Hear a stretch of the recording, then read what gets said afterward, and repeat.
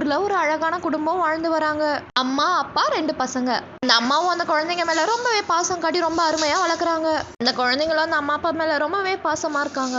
அந்த அம்மா ஒரு நாள் குழந்தைங்களெல்லாம் கடை வீதிக்கு கூட்டு போய் வேண்டிய பொருள் எல்லாமே வாங்கி குடுக்குறாங்க. கூடவே கொஞ்சம் பழங்களையும் வாங்கிட்டு வராங்க. அடுத்த நாள் அந்த குழந்தைங்க அந்த பழங்களை எல்லாமே எடுத்து சாப்பிடுறாங்க.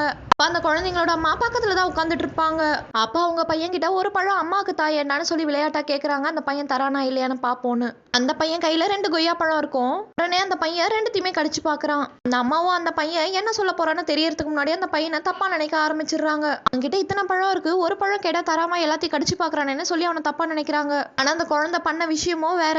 அங்க இருந்த பழங்களே எந்த பழம் நல்லா இருக்கோ ரொம்ப சுவையா இருக்கோ அந்த பழத்தை அவங்க அம்மாவுக்கு கொடுக்கணும்னு சொல்லி தான் அந்த பழத்தை டேஸ்ட் பண்ணி பார்த்திருக்கான். அதன்படியே நல்லா இருந்த பழத்தை தேர்ந்தெடுத்து அவங்க அம்மா கிட்ட கொடுக்குறான். அவங்க அம்மாவோ பையனோட இந்த பாசத்தை பார்த்து ரொம்பவே பூரிச்சு போறாங்க. நம்ம குழந்தை கிட்ட ரொம்பவே நல்ல பழக்க வழக்கம் இருக்கு, இது தெரியாம குழந்தைய போய் தப்பா நினைச்சிட்டோமேனு வருத்தப்படுறாங்க. அதுக்காக அவங்க